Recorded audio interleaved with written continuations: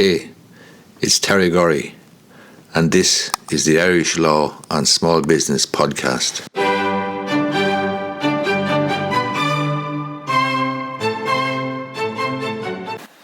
The Supreme Court issued a decision there in the last few weeks to do with the question of suspending an employee pending an investigation. So suspending an employee pending an investigation is something that would happen quite frequently in the workplace, but it can go wrong, it can go badly wrong for both parties, quite frankly.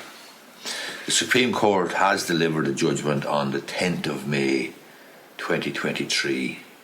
The case is a case called O'Sullivan versus the HSE. The Supreme Court approved a test set out in an English case called Berganza versus BP Shipping. Bottom line is, the fundamental holding, as it were, from that particular case is that the decision maker's discretion to suspend, even with pay, pending an investigation, will be limited as a matter of necessary implication by concepts of honesty, good faith and genuineness, and the need for absence of arbitrariness, capriciousness, perversity and irrationality. The concern is that the discretion should not be abused. Fundamentally, that means that the employer can suspend an employee pending an investigation, but the decision to do so must be grounded in facts, must be grounded in evidence, must be fair, cannot be irrational or perverse. The Supreme Court has determined in this latest decision from May 2023 in O'Sullivan versus HSE that the decision to suspend could only be challenged where no reasonable decision maker could have arrived at such a decision, that is, the decision to suspend the employee on pay pending an investigation. This would include situations where the decision maker had failed to take into account relevant matters or had taken into account irrelevant matters. The Supreme Court did emphasise the importance of fair procedures when arriving at a decision to suspend.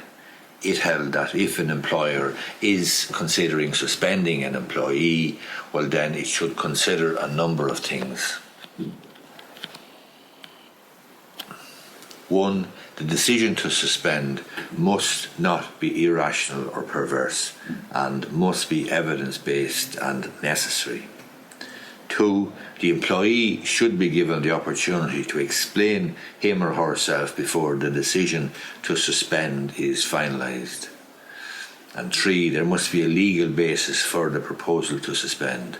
This could be contained in the staff handbook, it could be contained in the contract of employment or in the disciplinary procedure in the workplace, but there must be some legal basis for arriving at the decision to suspend an employee.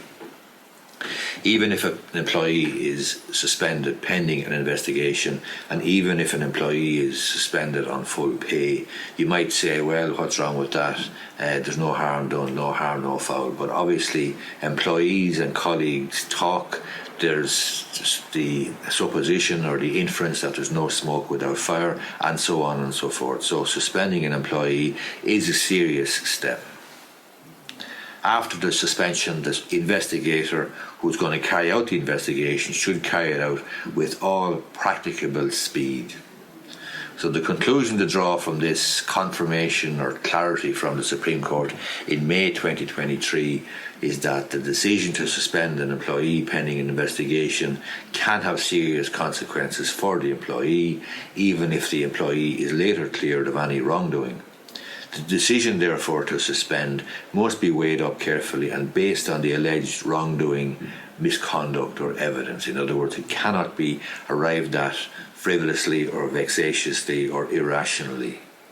The remedy open to an employee in a situation where the suspension is unfair or perverse or irrational or devoid of natural justice is to apply to the High Court for an injunction preventing the suspension, and the High Court looks at these carefully very carefully, because obviously the employee has rights to his good name or her good name and character and reputation and so on.